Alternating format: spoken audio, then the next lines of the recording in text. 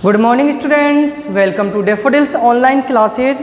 कैसे हो आप लोग? आई होप यू आप लोग बहुत अच्छे होंगे और आप लोगों ने अब तक पढ़ाई भी चालू कर दिया होगा और टॉपिक बाई टॉपिक आप लोग कॉन्सेप्ट को क्लियर कर रहे होंगे। जिन बच्चों ने अभी तक पढ़ाई नहीं चालू करी है वो लोग भी अपनी पढ़ाई चालू करें, ठीक है। आपको हर वीडियो में यही मैं बोल रहा हूँ, पढ़ाई अपनी कंटिन्यू रखना है, ठीक है बेटा। आप लोगों की बोर्ड एग्जामिनेशन है तो आप इससे बच नहीं सकते कि हम लोग नहीं पढ़ेंगे, जब स्कूल खुलेंगे तब पढ़ेंगे, तो आप लोगों का ही नुकसान होगा। चलो आज हम टॉपिक पर आगे करते हैं। पिछले वीडियो में मैंने आपको बताया था कि अब हम बुक पढ़ना चालू करेंगे, चैप्टर वाइज, पेज वाइज, और सभी को आपको डीपली समझते हुए जाना है। बिल्कुल ऑफलाइन क्लास की तरह आपको हमारे द्वारा ऑनलाइन क्लास में महसूस नहीं होगा कि आप लोग क्लास में ऐसा लगेगा। आप लोग बस ये कि आपको कहीं अकेले में एकदम कंसंट्रेशन होके पढ़ना पड़ेगा। आप भीड़ में ला के दो चार लोगों को बैठा के पढ़ोगे तो आप लोगों की प्रॉब्लम आएगी, ठीक है। अकेले में समझना है, टॉपिक को क्लियर करना है, वीडियो को बार बार देखना है। आपको ऐसा लगा कि हम स्कूल में ही पढ़ के अभी घर पर पहुँचे हैं, ठीक है स्टूडेंट्स। तो इन सब चीज़ों को हमें समझना है, तो उसी में मैं आगे कल का टॉपिक को आगे करते हुए चलता हूँ। मैं कल मैंने आपको बताया था जो क्रॉप प्रोडक्शन के बारे में हमारा चल रहा था। क्रॉप प्रोडक्शन के बारे में मैंने एग्रीकल्चर से संबंधित काफ़ी सारी चीज़ें आपको बता दी थी। इसमें एग्रीकल्चर क्या होता है, इंडिया एग्रीकल्चर कंट्री, भारत कृषि प्रधान देश है, और भी कई सारी चीज़ें मैंने आपको वहाँ पर डिस्कस की थी। हाँ, तो आज मैं इन सब चीज़ों को बताने चाहूँगा, ठीक है। तो समझने की कोशिश करेगा। उससे पहले मैं कुछ इंपॉर्टेंट बातें आपको बताना चाहूँगा, सुनिएगा थोड़ा ध्यान से, कि काफ़ी दिनों से सुनने में आ रहा है कि बच्चे इसमें ऑनलाइन क्लासेस में इंटरेस्ट नहीं ले रहे हैं, ठीक है। वो आपकी मर्जी हो, आप पढ़ते हो या नहीं पढ़ते, आपको अपना सेल्फ डिपेंड, अपना फ्यूचर का फैसला आपको खुद लेना है, ठीक है। उन पेरेंट्सों से भी रिक्वेस्ट है जो बार बार कोऑपरेट नहीं कर रहे हैं, बच्चों को ऑनलाइन क्लासेस के प्रति मोटिवेट नहीं कर रहे हैं, ठीक है, बहानेबाजी करना चाह रहे हैं, ठीक है। आप अपने बच्चे का नुकसान करना चाहते हो, वो आपकी मर्जी। लेकिन मेरा मानना ये है कि एजुकेशन से हम लोग बच नहीं सकते। आपको ऐसे मैं कई एग्जाम्पल बता सकता हूँ जिसके द्वारा आप मान जाओगे कि एजुकेशन, यदि आगे हमें बढ़ना है, एजुकेशन को बढ़ाना है, हमें शिक्षित होना है, हमारे बच्चों को पढ़ाना लिखाना है, तो उसमें कोई बहाना नहीं चलेगा। मैं आपको आज एग्जाम्पल से पहले समझाने की कोशिश करूँगा, ठीक है। टॉपिक तो अपन पढ़ेंगे लेकिन एग्जाम्पल सुनिएगा। आज एक एपीजे अब्दुल कलाम, सभी ने सुना, हमने इसके बारे में, शायद ही कोई नहीं होगा जो इनके बारे में नहीं जानता होगा। कैसे करी उन्होंने पढ़ाई? क्या आपने कभी उनके बारे में सुना है? हालांकि पढ़ा भी होगा लेकिन इतना डीपली आप लोग नहीं जानते होंगे। आप एक गुलजार एक शायर है, उनकी बुक में पढ़िएगा, उनके बारे में पूरा डीपली नॉलेज बताया गया है, कैसे उन्होंने अपने जीवन की संघर्ष से आगे बढ़ते हुए आज भारत को एक महान साइंटिस्ट प्राप्त हुआ। हम लोग बस इतना जानते हैं कि वो तमिलनाडु के धनुषकोडी में उनका जन्म हुआ, रामेश्वरम हुआ, मछुआरे वगैरह ऐसे थे। लेकिन जब आप उनकी लाइफ को डीपली पढ़ोगे तो आपको पता चलेगा उनके सामने फाइनेंशियल कंडीशन इतनी कमज़ोर थी कि सोच भी नहीं, उनका जी ही नहीं पाते। वो पढ़ना तो बहुत दूर की बात है, अपने आप को जिंदा रख ही नहीं पाते थे। वो जीवन यापन के लिए 2 समय का उनको खाना भी नहीं मिल पा रहा था। लेकिन नहीं, उनके पेरेंट्स नहीं घबराए। उनके पेरेंट्स ने कहा हमें बच्चों को पढ़ाना है। कैसे पढ़ाया उन्होंने? वो इतने गरीब तबके के परिवार से बिलोंग करते थे, उनके फैमिली में मछुआरे थे, मछुआरे मछलियाँ बेच कर उन्होंने अपने बच्चों को पढ़ाया, क्योंकि उनको अपने बच्चों को एजुकेटेड करना था, आगे बढ़ाना था। एक खुद एपीजे अब्दुल कलाम जी ने भी, उन्होंने भी अपनी जिम्मेदारियों को समझी, सिर्फ पेरेंट्स पे डिपेंड नहीं रहे, खुद उन्होंने अखबार बेच के अपने आप को एजुकेशन दिया, अपने आप को आगे पढ़ाया।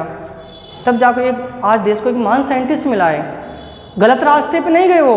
उस समय उन्होंने एक बहाना नहीं बनाया कि आज मेरे पास पैसे नहीं है, मेरे पास मोबाइल नहीं है, मेरे पास बुक नहीं है, या अभी सब कुछ बंद पड़ा है। वो भी बहाना बना सकते थे, नहीं पढ़ सकते थे, क्या होता? नहीं पढ़े लिखे होते कहीं, आज फिर ये होता कि भारत को आज एक साइंटिस्ट नहीं मिल पाता, महान साइंटिस्ट जिन्होंने इतने सारे इनोवेशंस किए हैं। तो क्या समझे? तो जीवन के संघर्ष करना पड़ता है। आज से 3 से 4-5 महीने पहले कौन जानता था हमें मास्क खरीदना पड़ेगा? आज हम मास्क बना भी रहे हैं, मास्क खरीद भी रहे हैं। ये हम थोड़ी बोलेंगे कि हमारे पास पैसे नहीं, हम तो मास्क नहीं करेंगे, हम हाथ नहीं धोएंगे, हमारे पास साबुन नहीं, हम सैनिटाइजर नहीं करेंगे। ऐसा तो ही होता है। हमें करना पड़ेगा, हमें अपने आप को जिंदा रखना है तो इन सब चीज़ों को भी करना पड़ेगा। आवश्यकता ही आविष्कार की जननी होती है। जिस चीज़ की हमें ज़रूरत है और पता है कि हम इसके बिना आगे नहीं बढ़ पाते, तो आपको वो चीज़ की अवेलेबल पॉसिबिलिटी करना हो सकता है किसी के पास ज़्यादा फाइनेंशियल कंडीशन कमज़ोर हो, या तो वो भी अपने आप को आगे बढ़ाने की कोशिश करें, ठीक है बेटा। तो इस सब चीज़ों को मैं पेरेंट्स से भी, और भी मैं आपको डॉक्टर भीमराव अम्बेडकर, उनके बारे में आप लोग सभी जानते हो, काफ़ी आप लोगों ने सुना है, कितने विद्वान व्यक्ति है वो। उनकी भी यदि आप उनका उसकी बायोग्राफी पढ़ते हो तो उनका भी ऐसा इतिहास रहा है, बहुत गरीब तबके के परिवार से बिलोंग करते थे और आज विश्व के सबसे पढ़े लिखे व्यक्ति की कैटेगरी में आते हैं। 19 डिग्री 19 उपाधियां उन्होंने हासिल कर चुके हैं अब तक। कैम्ब्रिज यूनिवर्सिटी ने एक शोध कराया था, उसमें ऐसा आया था कि विश्व में कि सबसे पढ़े लिखे व्यक्ति कौन है। जब उसमें उसको सर्च किया गया कि हमारी यहाँ से पढ़ के सबसे ज़्यादा कौन गया है, तो उसमें पाया गया कि डॉक्टर भीमराव अंबेडकर सबसे पढ़े लिखे व्यक्ति निकले थे। उन्होंने 1 या 2 नहीं 19 डिग्रीज कंप्लीट करी थी और वो यूनिवर्सिटी ने उसको सबसे ज़्यादा पढ़ा लिखा पर्सन घोषित किया था। वो भी उसी फैमिली से बिलोंग करते थे, उनके पास भी वही गरीब तबके से, समाज में उनके साथ अनटचेबिलिटी हुई थी, छुआछूत का व्यवहार हुआ था, लेकिन उन्होंने सभी संघर्ष से लड़ा। उनके माँ बापों ने उनकी सहायता की, तब जाके हमें भारत को एक महान शिक्षाविद प्राप्त हुआ जो भारत के आगे जाके कानून मंत्री और फादर ऑफ कॉन्स्टिट्यूशन, संविधान के फादर कहलाते हैं। ऐसे अनगिनत एग्जाम्पल है अपने पास। मैं सिर्फ ये नहीं कह रहा कि आप लोग बहाना बना के पढ़ाई से दूर हटिए, ये नहीं है। देखो नुकसान अपना होगा, हम लोग बस ये है कि आपको प्रोवाइड करा पा रहे हैं। जो भी आप लोगों को हमने पिछले साल 2 साल जितने दिनों में जो भी पढ़ा कि आप उनसे कटे नहीं, एजुकेशन आपका हटे नहीं। शिक्षा इतनी पवित्र चीज़ है, इसको आप अपने से दूर नहीं कर सकते। हाँ, गलत तरीके से आप शिक्षा लोगे तो वो आपकी अलग बात है, तो वो आपका साथ जीवन भर कभी नहीं देगी। लेकिन शिक्षा को कभी भी पवित्र रहने दीजिए, ठीक है। उसको अपवित्र मत करिए कि ऑनलाइन क्लास से क्या होगा, फालतू है, इन सब चीज़ों से कुछ नहीं होने वाला है, ठीक है। तो नेक्स्ट, अब मैं अपना टाइम नहीं गवाते हुए मैं टॉपिक चालू कर रहा हूँ। तो इसमें हम लोगों ने पेज नंबर 7 पे हॉर्टिकल्चर मैंने आपको बता दिया था, पेज नंबर 6 पे, सॉरी, हॉर्टिकल्चर बागवानी के बारे में बता दिया था मैंने। आज पेज नंबर 6 पे लाइन नंबर 5 यानी सेकंड पैराग्राफ से यहाँ से मैं रीड कर रहा हूँ, ठीक है। पेंसिल साथ में रखना है, आपको बता दिया। जो बच्चे पिछला वीडियो जिन्होंने नहीं देखा है वो भी देखे, तभी आपको ये टॉपिक समझ में आएगा। ओके स्टूडेंट्स, समझिएगा। Quality in agriculture consist mainly of activities they are essential in improving the improvement for the growth of plants and animal and improving the usefulness of plants and animals। Quality in agriculture, कृषि की quality भी, खेती भी अच्छी quality की होनी चाहिए। Mainly activity, कई सारी एक्टिविटी होनी, एसेंशियल, जो भी जरूरतमंद हो एनवायरनमेंट को ग्रोथ करने के लिए, प्लांट्स को ग्रोथ करने के लिए,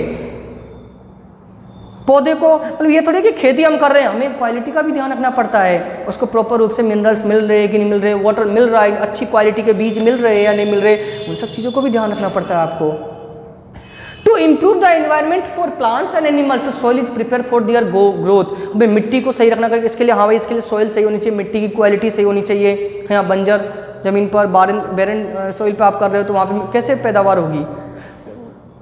तो फर्टिलाइजर यूज, कौन से फर्टिलाइजर यूज ले रहे हो, कौन से, कहीं उसको इंसेक्ट कीड़े वगैरह पेड़ को खा तो नहीं रहे, पौधों को खा तो नहीं रहे। Pets are removed to kill to feed the animals, or their settler are taken care. The usefulness of the plants and animal is improved by growing selected qualities of plants and animal।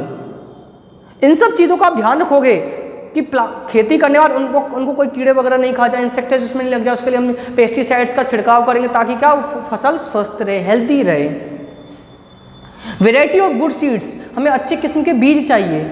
आज chosen for planting hybrids of animal rare to increase their field. आप अच्छी quality के बीजों का इस्तेमाल करोगे तो ज़्यादा पैदावार होगी, गुणवत्ता अच्छी होगी। The land where plants are cultivated is now as field. Underline करना, वह भूमि जहाँ पर कल्टिवेटेड खेती की जाती है वह खेत कहलाता है, फील्ड कहलाता है। If you visit a field during different period in a year we can find farmers performing various activity like preparing the soil, sowing the seeds and watering the field, irrigation.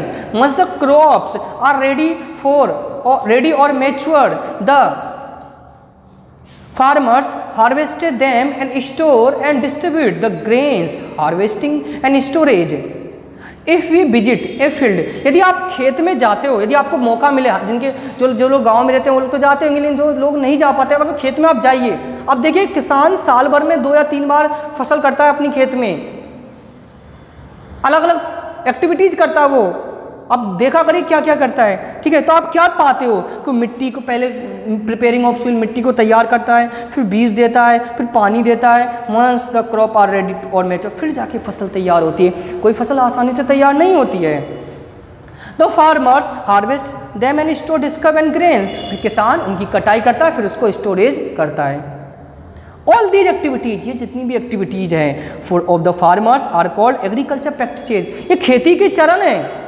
चाहे आप मिट्टी को तैयार करो, उसमें आप बीज डालो, उसमें आप पानी दो, उसमें इरिगेशन करो, या उसमें पेस्टिसाइड्स का स्प्रे करवाओ आप, फिर उसकी हार्वेस्टिंग करवाओ, विनोइंग करवाओ, लास्ट में स्टोरेज करवाओ, ये सब एक एक्टिविटी वो स्टेप्स में आते हैं, एग्रीकल्चर प्रैक्टिसेस में आते हैं। इसकी चरण है खेती की, इन सभी से आपको गुजरना पड़ेगा, तब जाकर क्रॉप आपको ग्रेन मिलेगा।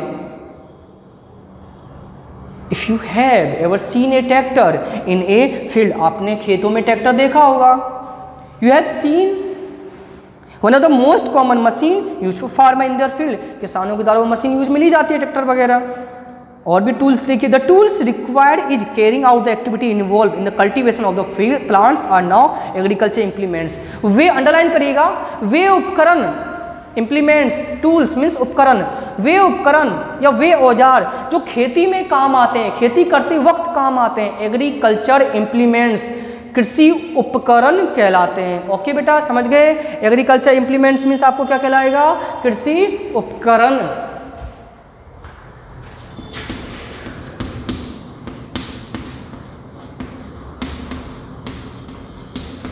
एग्रीकल्चर इम्प्लीमेंट्स मीन्स कृषि उपकरण। Some of these implements are used with the help of some like blocks and camels। पुराने टाइम में, ट्रेडिशनल टाइम में बैलगाड़ी इस्तेमाल करते थे, ऊँट गाड़ी इस्तेमाल करते थे कि इसको इम्प्लीमेंट्स करने के लिए उपकरणों के रूप में। These days tractors and harvester are being used by men in the work। लेकिन these days, आजकल ट्रैक्टर मशीनों का यूज़ ले रहे हैं। पहले के ज़माने में बैल का देखा होगा आपके दादा वगैरह जी, वो उनसे पूछेगा, पहले खेती करने के लिए ट्रैक्टरों का इस्तेमाल नहीं किया जाता था, पहले बैलगाड़ी, ऊँट गाड़ी इनका इस्तेमाल करते थे खेत को जोतने के लिए। The plant grown in large quantity in a field are called crop plants. Underline करेगा, the plant grow in large quantity in a field are called crop plants. किसी भी पौधे को एक बड़े पैमाने पर, यानी एक गेहूं का पेड़ लगाया, एक चावल का पौधा लगाया है आपने, बड़े पैमाने पर, बड़े जगह पर, बड़े भूभाग पर लगाओगे तो आपकी फसल कहलाएगी। Since plants are the major sources of food, it becomes necessary to increase the production of crop to meet the food requirement our population। क्योंकि आज भारत की इतनी जनसंख्या हो चुकी है, पॉपुलेशन, किस पॉपुलेशन के लिए ग्रेन, अनाजों की जरूरत पड़ती है, अब वो हमें कहाँ से मिलेंगे? खेती से तो मिलेगा। तो जितनी ज़्यादा हम पैदावार करेंगे, जितनी ज़्यादा हम खेती करेंगे, तभी तो हम इतनी पॉपुलेशन की पेट भर पाएंगे, इनको अनाज मिलेगा। Farmers cultivated various crops like calls, vegetables and fruits for their own use and also for profit. किसान समय समय पर अलग अलग चीज़ों की पैदावार करता है, अनाज, सब्जियां, फल, इन सब चीज़ों को उगाता है, उनसे प्रॉफिट भी होता है उनको। Based on the type of products obtained the crop are classified calls, pulse, oil crops, fibre crops. इस बेस पे फसलों को कुछ भागों में बांटा गया, जैसे अनाज, दालें, ऑयल क्रॉप, जो ऐसे क्रॉप्स जो तेल देते हैं हमें, फाइबर क्रॉप, रेशे वाले क्रॉप्स, कई सारे ऐसे क्रॉप्स हैं। तो ये मैंने आप लोगों को आज एग्रीकल्चर प्रैक्टिसेस के बारे में बताया। आई होप यू आप लोगों को समझ में आ गया होगा। नेक्स्ट टॉपिक में हम क्रॉप सीजन के बारे में पढ़ेंगे। क्रॉप सीजन क्या होता है, इन सब चीज़ों को जानने की कोशिश करेंगे। हालांकि मैंने आपको एक वीडियो लेक्चर में बता दिया था, फिर भी मैं एक बार रिवाइज कर दूंगा उन सब चीज़ों को। ठीक है स्टूडेंट्स, तो आई होप यू आप लोगों को आज का वीडियो समझ में आ गया होगा। तो उम्मीद है मैंने आपको शुरुआत में जो भी बातें बताई थी उसको पेरेंट्स और स्टूडेंट दोनों फॉलो करें। ठीक है, इसमें आपकी भलाई है, आपके बच्चे पढ़े, जो भी आपके बच्चों को ने सीखा है अभी तक इतने टाइम से, वो भूलेंगे नहीं, एक कंटिन्यूटी बनी रहेगी। ठीक है स्टूडेंट्स, ठीक है, तो आपको अपन लोगों को पढ़ना है और आप लोगों को बुक लेके साथ में रखनी है, पेंसिल से वर्ड मीनिंग्स को रीड करना है। Thank you student, thank you for watching this session.